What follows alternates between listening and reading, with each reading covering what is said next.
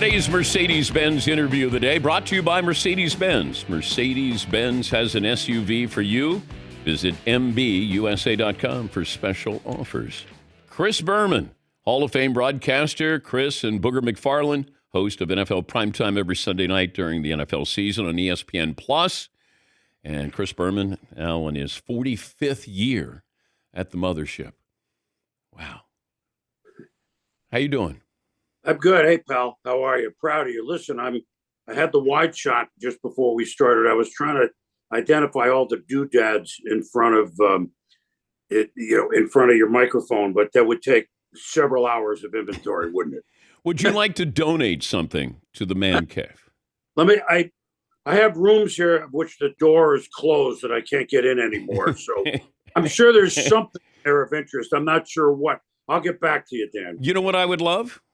If you'd be willing to do this, one of your famous jackets that you wore on SportsCenter, maybe an autographed mauve sport coat that I could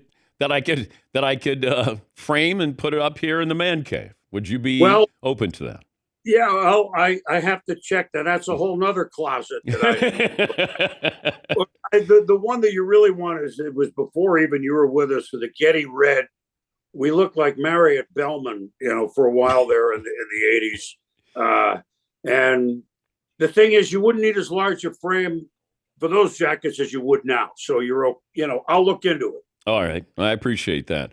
But when you look back, how wild was the Wild West when you first got to ESPN? Because I got there a few years after you guys launched, because I was at CNN at the time. But the guys who were there talked about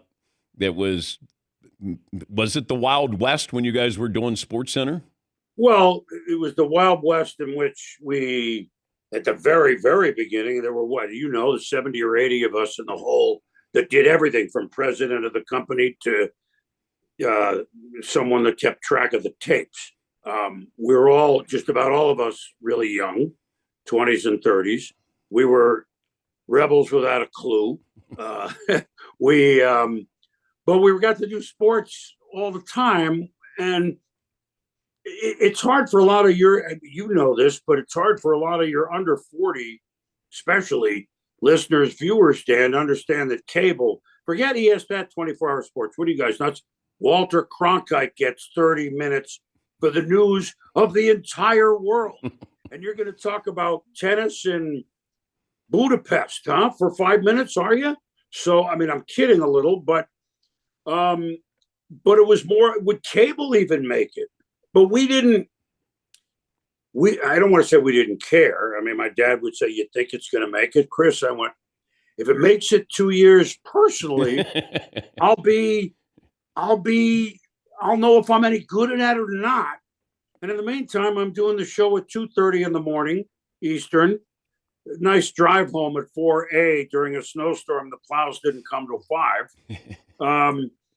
But it was just sports. So there was a camaraderie that's like startups that make it. But it was more this, and I'll end this answer with, in retrospect, we rode cable's coattails, as did CNN, which started in 1980. We were 79. At MTV, when it was MTV, was 82? Something like that, I think.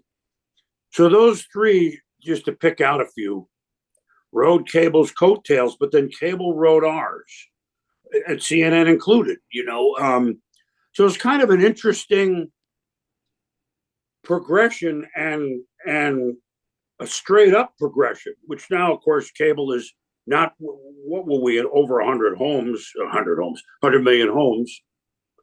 But back then, I wouldn't trade it for anything. We were just, we were just, like I said, we were Lewis and Clark without a compass, but we loved every minute of it. And I don't know if there was a moment that all of a sudden it changed at ESPN. Was there acquisition, or college basketball felt like Big Monday was a big deal? But do you remember if there was like that, oh my gosh, if not for that, then maybe we don't have ESPN? Okay, so the answer I was going to go with, but it wouldn't apply here. 8 years in, when we got the Sunday night football, 8 games, and primetime went in. Not that I was doing the show, had nothing to do with it. But that was we were really going to be a major, maybe not at the time, networks, but a major player. So that's not the answer. I don't know. College basketball was the good idea, along with Sports Center, Dan, that you and Keith progressed from where Tommy and Bob and George and I mean, I could go on and on and on, and so many others contributed to it. We had college hoops on, in the middle of the week, right out of the gates, and that was let alone the tournament. And so that was and then I don't want to say the NFL draft, because we'd have it on Tuesday morning at 8 a.m. But again, it was a thing that you had to kind of find us if you really cared about it. But was there a one aha moment? I'll give you it's not the answer, but you'll find this interesting because you probably don't. So the year sailboat racing, not normally something that I would go to you and I talking about, okay? The year that the America's Cup fell to the Australians with the winged keel in Newport in 1983. Now, of course, this was like a Cuban election, the America's Cup up to that point. Like, we would win, okay? Like, they'd have to sail across from Europe. They couldn't build the boat over here. I mean, that's one of the many rules that you don't think they were starting as a 15-point underdog. Of course they were. But it was the 7th and deciding race, and a Providence station had a helicopter or two, and we picked up the feed on a Tuesday, I want to say a Tuesday afternoon at 3 o'clock Eastern.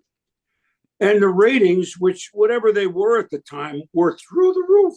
I mean, it's not the Super Bowl, but you mean people are finding ESPN? They heard, and somebody called someone and they're up, hey, watch the 7th and deciding race of the America's Cup, and the Aussies beat the Americans. And that was a moment to myself that I went, maybe we're actually on to something. So that's not the defining moment, but there's a moment that you and I didn't think we would be talking about 10 minutes ago. How much gambling was going on in the early days at ESPN? We were all interested in the games. We didn't have a lot of money, myself included. So as far as it being dangerous and getting out of whack, there were a few that I better hit the Monday night game, and that's what I'm nervous about to this day. When anybody can do it at any time, but it was more fun. Here's the fun that we had one time. So we had our softball team that played at 10 a.m. right, because we worked either till 3 in the morning or at least midnight or 1, and it was with couple of bars in Hartford, post office, the night post office crew. And I think the fee was $25, Dan, to play as a team. Each person, if we want to play, we got to put up 500, whatever it was. And it was on me, which is a lot of pressure. Okay, we need this is February or March, we're going to put whatever it was, a lunch bet. Like, okay, we're all going in for $25 on some college basketball game or an April baseball game. A lot of pressure. I was 3 for 3. So I was a hero, I guess, not because I might be able to hit the ball, but to be honest with you, it's more like for fun. It wasn't a lot of, and I'm glad it wasn't. I mean, people have mortgage payments later on and shouldn't be doing that. We're talking to Chris Berman, the Hall of Famer. You got the Pete Rozelle Award. What was that, 2010? Hall of Fame. Yes. Can we get Brent Musburger in the Hall of Fame for contributions to the game for the Pete Rozelle Award? He should have been in there long before me. I mean, that's for sure. I mean, he started the pregame show. Yes, I wanted to be him. Yeah. To be honest with you, one of the goals I have, boy, if I could beat Brent, that'd be pretty cool. Wherever it was that I was going to be Brent, I'm not, and I don't think I ever became Brent. I had his quote job, so that's crazy. I don't know what maybe it was. I don't know why. I'm not on. We're not on any committee, Dan. That former winners Yeah. past are. What do you think? We're not asked. I'm not saying we should be. Not sure how that selection goes. They obviously let a lot of things slide when I got in, but yeah, the fact that I just assume, I know he's not, but I always assume, of course he is. He invented the job. The NFL today was, for us growing up, but you know what's amazing? That was a half an hour. Yeah. When we went on game day at the time, you guys going to do an hour and then an hour and a half? It was, oh my God, the earth, the sky is falling. So yeah, he should. That's a good comment. I mean, I'm sure you've debated on your show Pete Rose baseball, let alone Bonds and Clemens. But Brent, for this, is not at he is at the same level. In our business, an all-time giant. I know you agree. Yeah, I do. I was wondering about this with the Jets. Why are certain franchises cursed? You've been a Jets fan for a long time. I grew up at Shea Stadium. I wore white shoes into homeroom in 8th grade the day after they won the Super Bowl. The bad news, that was the 1968 season. Okay. So it's not like they've never, Rex Ryan, Herm had them in the playoffs. I mean, it's not like the tarp in Miami. I mean, the Jet fans know all this. I don't know that we could put our finger on it. It's not that I still think they're probably more Giant fan than Jet fan, but nothing to do with it. I don't know. They're like, you're right. They're like Pigpen in Charlie Brown, right? Like there's a cloud. And I don't know that this lifts it with the coaching change. We'll see. Because they've all in with Aaron, and my God, he's a Hall of Famer. And let's see what he's got. But however this year turns out, and I know he wants to play longer. I don't have a solid answer for 50 plus, and then the longest drought of getting in. There's a lot of eye rolling with the Jets, isn't there? The Jets, right? Yeah. I mean, and they've had good teams.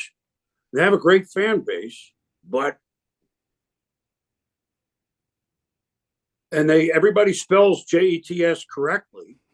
I think spelling bee, right?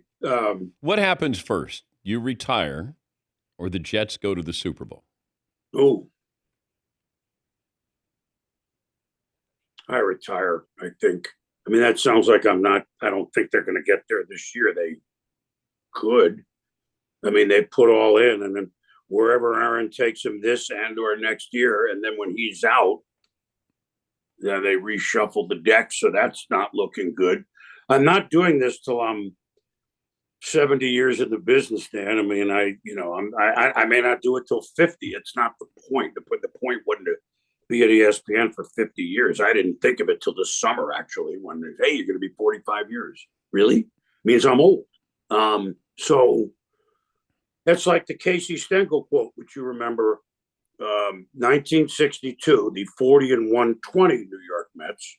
It's a good question. I thought of this as soon as you asked it.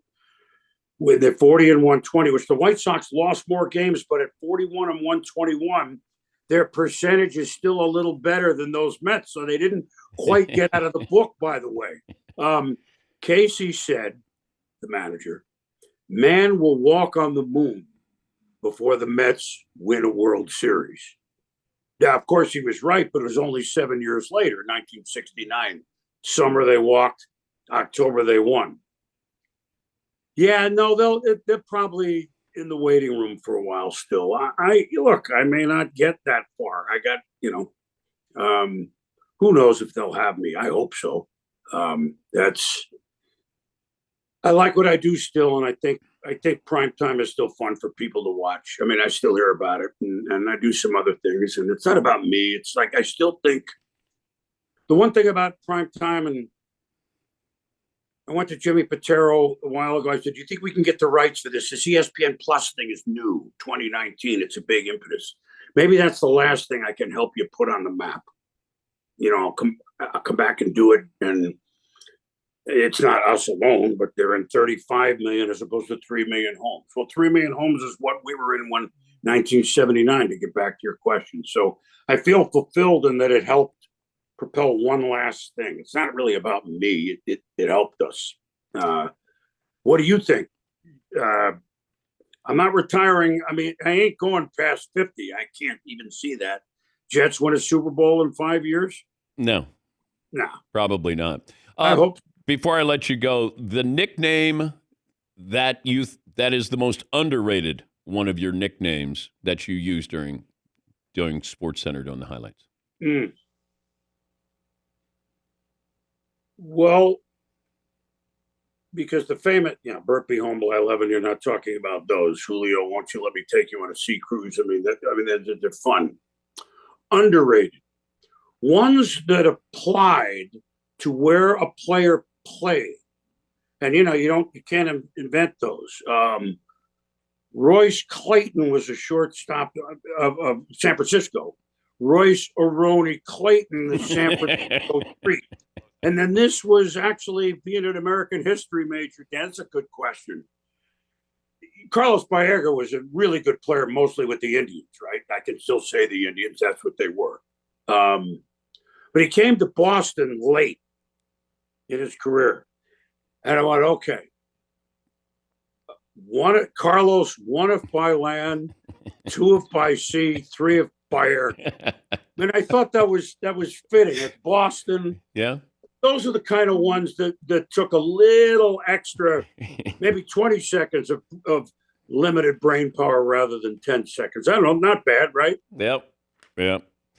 Hey, great to see you. 45 and counting. Go get them. What's your number? How long you been in the business? Close to me. I've been doing it 40 years, so yeah. I got an end game though.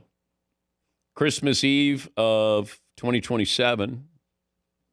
Going to pull the plug on this show. But, I mean, all the Christmas lights go out. You just pull it. Yep.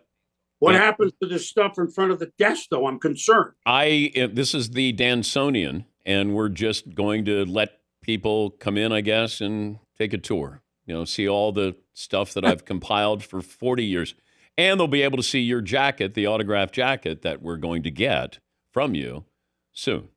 I want to see if mauve is still, it's a word, it's a color that's kind of gone out of style. So therefore, I'm not looking to wear it. Listen, I'm proud of where you've gone, not since you with us, but I've told you that before. Sports Illustrated writing for a while, these shows, you're still must listen. So people enjoy you. People enjoy your point of view, the guests you're able to get other than this one. And much appreciated. Proud of you. And look, we're survivors, Dan. Not quite sure how we are, but we are. We're dinosaurs. Well, that's for sure. We may not be T-Rex. We may be like Stegosaurus. That's okay. Yeah. Thank you. Thank you, Chris. Nice to see you, my friend. See you, bud. Chris Berman. You can see Chris and Booger McFarland, NFL Primetime every Sunday night during the NFL season on ESPN+.